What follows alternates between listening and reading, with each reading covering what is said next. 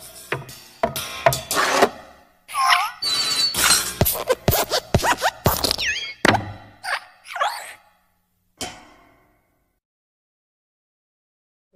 pagi buat para penonton kami, anak-anak kami, adik-adik kami untuk kelas 11 SMA ya. Apalagi kita di materi kita peminatan di video lanjutannya. Materi kita di minggu ini yaitu mengenai rumus sudut rangkap atau sudut ganda, masih di dalam trigonometri ya. Oke, kita langsung saja. Ya, yang pertama rumus sudut rangkap untuk sudut sinus ya. Oke. Ya, rumus sudut rangkap untuk sudut sinus. Ya, sekedar mengingatkan, ini sudah kita pelajari di 3 minggu yang lalu mengenai sinus alfa tambah beta ya, adalah sinus alfa kali cos beta tambah cos alfa kali sin beta. Oke, nah jika saya buat alfa sama dengan beta, tujuannya apa? Agar sudutnya jadi kembar ya, sehingga yang ini jadi alfa, ini juga jadi alfa karena alfa tambah dengan beta. Nah, disubstitusikan ke dalam rumus ini ya. Oke, setelah kita substitusikan menjadi ya sinus alfa tambah alfa. Nah, sehingga dia sudah menjadi sudut rangkap ya. Nah, sudut rangkap atau sudut ganda artinya dia lebih dari satu sudut. Ini menjadi sinus alfa kali cos alfa tambah cos alfa kali sin alfa setelah disubstitusikan kemari. Nah, kemudian ini alfa tambah alfa ini menjadi 2 alfa dong. Ya, sinus 2 alfa sama dengan sinus alfa kali cos alfa. Ini juga saya pindahkan ke depan sin alfa kali cos alfa. Itu enggak masalah ya. Itu sifat komutatif. Nah, sehingga ini menjadi sinus 2 alfa sama dengan 2 kali sin alfa kali cos alfa. Maka rumus sudut rangkap untuk sinus 2 alfa sama dengan 2 sin alfa kali cos alfa. Nah, sekarang rumus sudut rangkap untuk kosinus. Ya, kosinus alfa tambah beta ini sekedar mengingatkan kita kembali, sudah kita pelajari 2 minggu yang lalu. Ya, cos alfa kali cos beta sin alfa kali sin beta. Nah, jika alfa sama dengan beta, saya buat sama biar sudutnya jadi kembar ya, sehingga setelah disubstitusikan kemari ke bagian pertama ini, sehingga nanti menjadi alfa dan dia menjadi kembar ya. Dia menjadi kembar. Nah, cos alfa tambah alfa sama dengan cos alfa kali cos alfa dikurang sin alfa kali sin alfa, yang mana tadi alfa beta kita ganti jadi alfa ya, sehingga alfa tambah alfa ini menjadi 2 alfa, yaitu cos alfa kali cos alfa adalah cos kuadrat alfa dikurang sin kuadrat alfa. Jadi rumus sudut rangkap untuk kosinus yaitu cos 2 alfa sama dengan cos kuadrat alfa dikurang sin kuadrat alfa. Nah, perlu kita ingat identitas trigonometri di pelajaran matematika trigonometri kelas 10. Nah, ini ada 3 rumus identitas trigonometri. Sin kuadrat alfa tambah cos kuadrat alfa sama dengan 1. Sin kuadrat alfa sama dengan 1 kurang cos kuadrat alfa. Cos kuadrat alfa sama dengan 1 kurang sin kuadrat alfa. Ini bukan sebab akibat ya. Nah, karena dari persamaan 1 ini muncullah persamaan kedua dan ketiga ini. Nah, ini bisa kita gunakan, kita substitusikan ke rumus rangkap dari cos 2 alfa ini, akan memperoleh rumus yang baru lagi. Nah, cos 2 alfa sama dengan, saya ubah sin kuadrat alfa ini dari sini menjadi 1 kurang cos kuadrat alfa, sehingga ini menjadi kemarin cos kuadrat alfa dikurang 1 kurang cos kuadrat alfa, sehingga cos kuadrat alfa dikurang 1 kurang dengan kurang ini ya, menjadi tambah, sehingga menjadi cos kuadrat alfa dikurang 1 tambah cos kuadrat alfa. Ini dari sini ya, minus dengan minus. Nih. Ya, minus dengan minus. Maka cos 2 alfa sama dengan 2 cos kuadrat alfa dikurang 1. Oke, dapat satu rumus lagi ya. Nah, satu lagi, saya ubah cosnya. Cosnya saya ubah menjadi 1 kurang sin kuadrat alfa. Sehingga cos 2 alfa sudut rangkap ini berubah menjadi cos 2 alfa sama dengan 1 dikurang sin kuadrat alfa dikurang sin kuadrat alfa. Sehingga min sin kuadrat alfa kurang sin kuadrat adalah apa? Min 2 sin kuadrat alfa. Maka cos 2 alfanya menjadi 1 dikurang 2 sin kuadrat alfa. Oke, kita lanjut sekarang rumus sudut rangkap untuk tangen. Nah, sekedar mengingatkan lagi, tangen alfa tambah beta sudah kita pelajari minggu lalu ya. Oke, boleh ditonton video minggu yang lalu. Itu saya sudah jelaskan mengenai tangen alfa dan tambah beta. Nah, sekarang jika alfa tambah betanya kita buat agar rumusnya jadi rangkap ya, sudutnya jadi rangkap, sehingga menjadi tangen alfa tambah alfa, yaitu tangen alfa tambah tangen alfa per 1 dikurang tangen alfa kali tangen alfa. Sehingga tangen 2 alfa sama dengan 2 kali tangen alfa per 1 dikurang tan kuadrat alfa. Tan kuadrat alfa adalah dari tangen alfa kali tangen alfa. Maka rumus sudut rangkap untuk kosinus adalah tan 2 alfa sama dengan 2 kali tangen alfa per 1 kurang tan kuadrat alfa. Oke, kita gunakan rumus itu untuk membahas contoh soal. Nah, sini ada contoh soal. Yang pertama, diketahui sinus alfa 3/5. Alfa sudut tumpul. Hitunglah sin 2 alfa, cos 2 alfa, tangen 2 alfa. Oke. Karena sudut alfanya merupakan sudut tumpul, ya, seperti yang sudah kita pelajari beberapa minggu yang lalu, dan di pelajaran materi kelas 10 bahwa kalau dia sudut tumpul berarti sudutnya berada di kuadran kedua. Itu jangan lupa ya. Itu berulang kali saya ingatkan karena berkali-kali akan muncul itu di materi matematika untuk trigonometri. Nah, kita buat segitiganya. Ya. Nah, karena sinus alfa itu adalah sisi di hadapan sudut, sisi di hadapan sudut per sisi miringnya, maka yang di hadapan sudutnya adalah ini, ya. Dan miringnya adalah ini. Oke, alfanya ini ya, maka kita mencari ini, sisi samping sudut. Ya. Nah, bagaimana kita mencari sisi samping sudutnya? Kita harus paham bahwa kosinus itu adalah samping sudut per sisi miring. Ya, kita untuk mencari cos, ya, pakai sisi samping sudut. Nah, maka kita harus gunakan Pitagoras. Pitagorasnya AB kuadrat sama dengan AC kuadrat tambah BC kuadrat. Ya, maka AB kuadrat kan sisi miring tuh. Maka itu 5 kuadrat sama dengan AC kuadrat sisi samping dan BC kuadrat sisi hadapan sudut. Itu 3 kuadrat. Sehingga 25 sama dengan AC kuadrat tambah 9. AC kuadrat sama dengan 25 kurang 9 ya. Nah, AC kuadrat sama dengan 16, maka AC-nya adalah 4. Ya, ini 4 ya, dapat ya, di sampingnya sudah dapat nih 4. Oke, berarti kalau begitu kita tinggal cari cosnya. Cosnya adalah minus 4/5. Kenapa? Karena kuadran kedua itu kosinus bernilai negatif ya. Sekarang tangennya, kenapa minus 3/4? Tangen itu adalah sisi depan per sisi samping ya.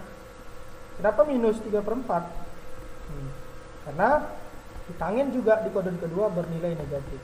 Nah, jangan lupa di kuadran pertama yang ini ya, di kuadran pertama semua bernilai positif. Itu sin, cos, tangen dan kosekan, kotangen.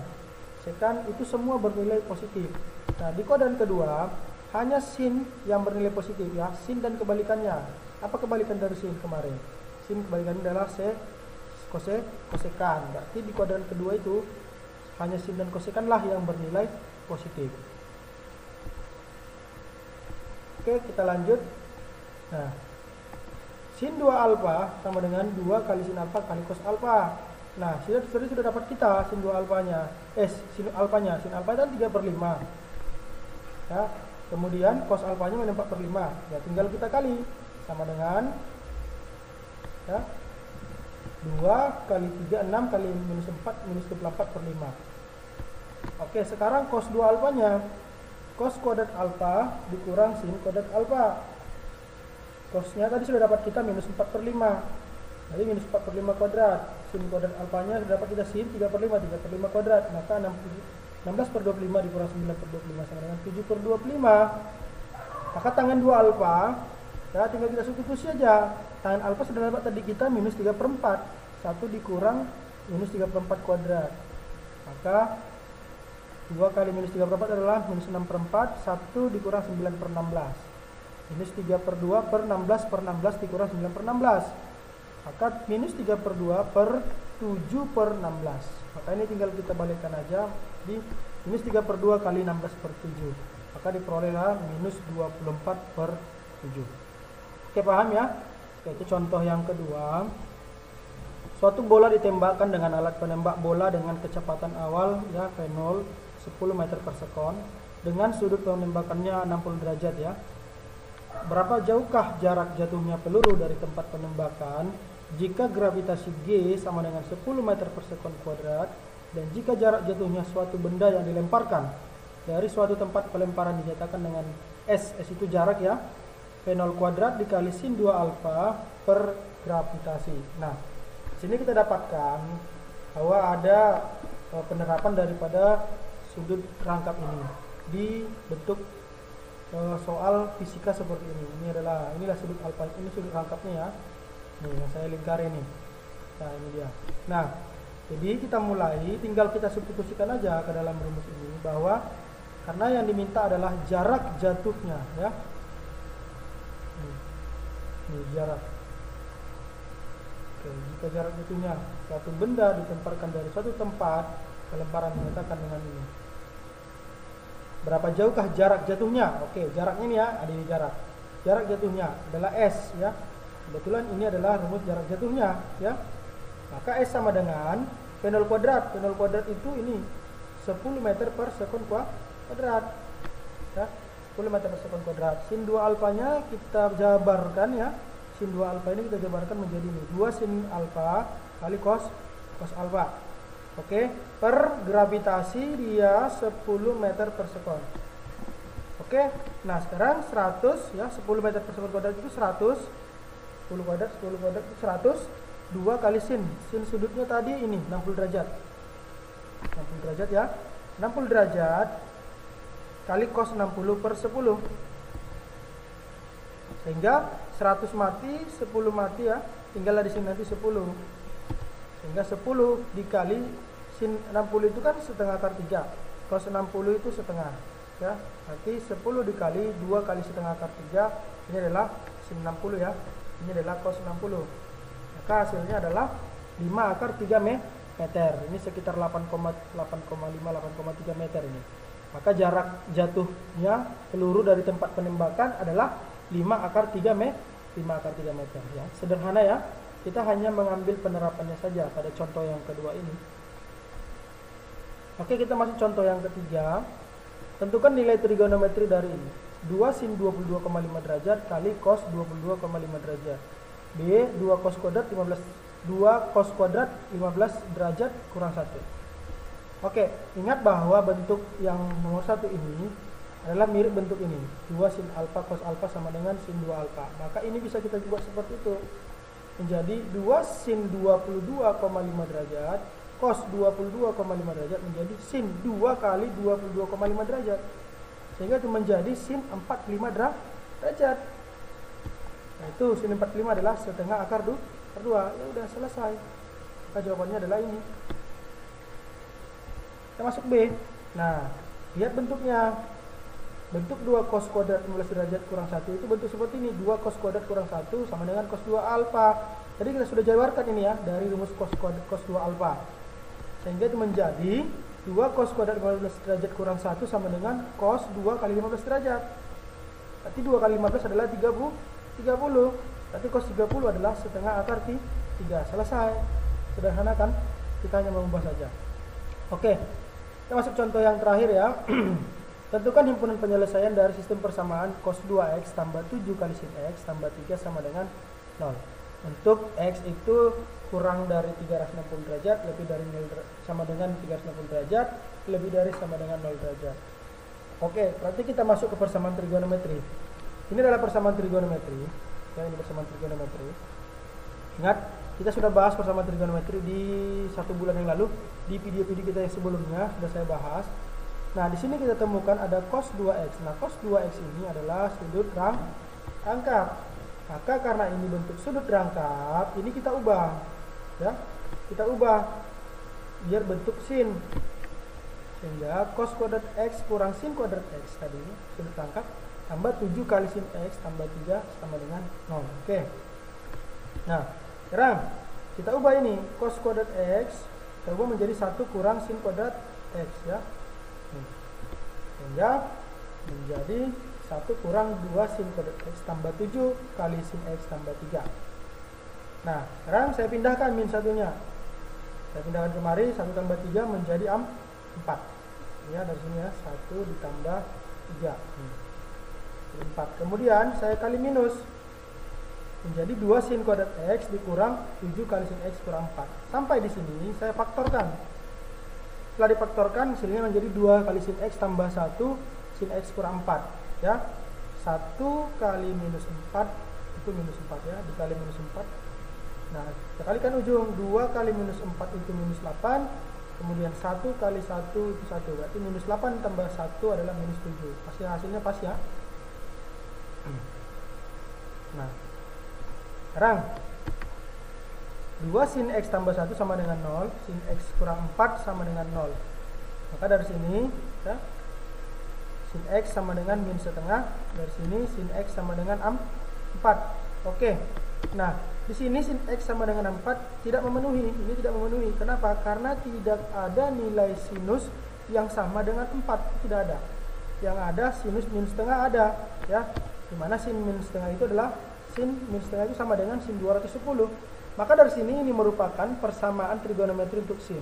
Maka kita dapatkan, ingat ya, persamaan sinus di materi kita kelas 11 kemarin pertama kali di video sebelumnya, bisa ditonton. Ini dia. Oke. Sehingga tinggal kita masukkan 210 tambah K kali 360 atau 180 kurang 210 tambah K kali 360. Maka ini menjadi X sama dengan 210 tambah K kali 360 atau negatif 30 tambah K kali 360. Untuk K-nya sama dengan 0, ya, kita masukkan. Maka dapat X-nya 210. Yang sebelah ini minus 30 tambah 0 menjadi minus 30. Nah, ini memenuhi, masih di dalam 0 sampai 360. Tapi minus 30 tidak ikut, ini tidak memenuhi. Oke, kita masukkan K-nya 1.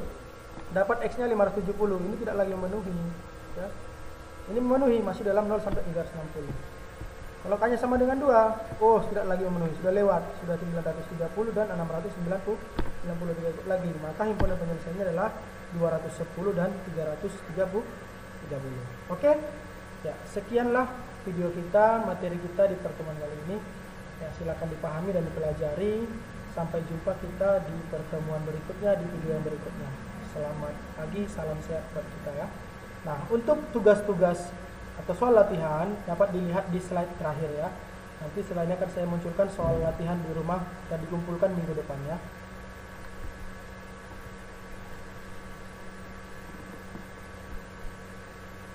Ya, ini soal latihannya ya.